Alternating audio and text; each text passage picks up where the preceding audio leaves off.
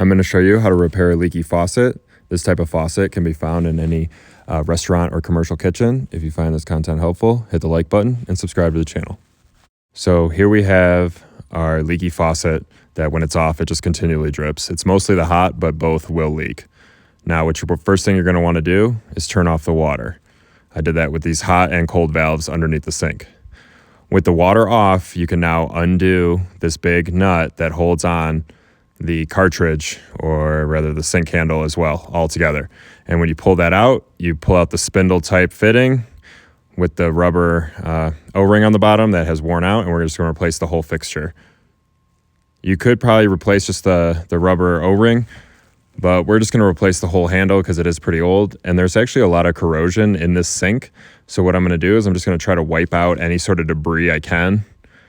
Even though the water's off, it is still kind of coming out. And the only thing I had laying around that would help this situation was some penetrating oil. So I sprayed it in there and rubbed it down with the rag, and it did help kind of clear it up a little bit. I then took a wire brush and just scrubbed around in there so that those two mating surfaces are nice and clean. And then I turned the water on, cleaned it out for a while.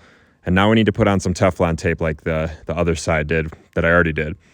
So you just wrap it around the threads a few times. And now we got the new handle, ordered off Amazon. These things are about $30 to $40 depending on who you get it from. And you just tighten it down nice and snug. Do as much as you can by hand.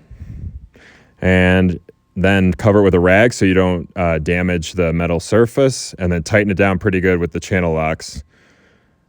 And after you do that, you can set both sides. You can see they're both off. Turn the water back on.